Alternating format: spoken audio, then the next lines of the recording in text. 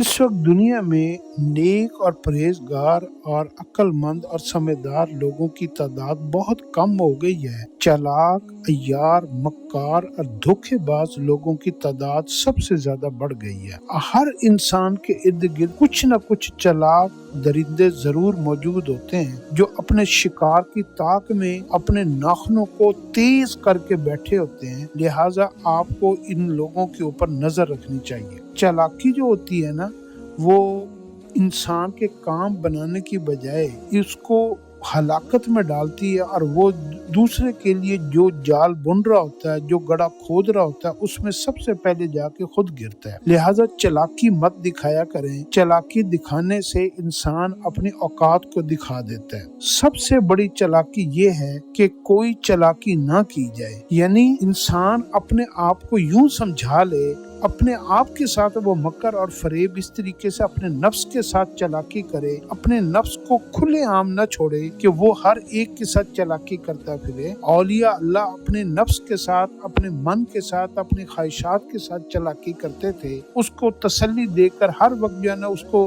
पटारी के अंदर बंद करके रखते थे, क्योंकि जैसे ही इंसान का नफ्स पटारी से निकलता है ना, जैसे सांप अपना फन फैलाता है, तो इंसान का नफ्स भी अपना फन फैलाकर लोगों को डसने की कोशिश करता है। तो चालाकी अगर खेलने का दिल करे तो अपने आप के साथ खेला करे। और दूसरी बात ये याद रखिएगा, अगर आपने लोगों के साथ चालाकी करनी शुरू की ना, तो आप चालाक आदमी अपने दाम में खुद फंस जाता है। चालाक आदमी कभी कामयाब नहीं होता। चालाकी वो नहीं जो दूसरों को बेवकूफ समझे। चालाकी वो है कि जो इंसान दूसरों के भरोसे को तोड़कर और उनको गलत इस्तेमाल कर ले। तो ये इंसान जो है ना, ये अपने आप को चालाक तो जरूर समझता है, लेकिन ये अपनी थोड़ी सी चालाकी से अपने मुकद्दर का रिस्क दूसरों को थोड़ी सी चालाकी के एवज में बेच देता है। इसके मुकद्दर में अल्लाह ने लाखों करोड़ों रुपए लिखे हुए थे, लेकिन उसने चालाकी से किसी को धोखा दिया, तो अपनी तकदीर, अपना मुकद्दर, अपने बच्चों का मुकद्दर जो करोड़ों रुपए का रिस्क था,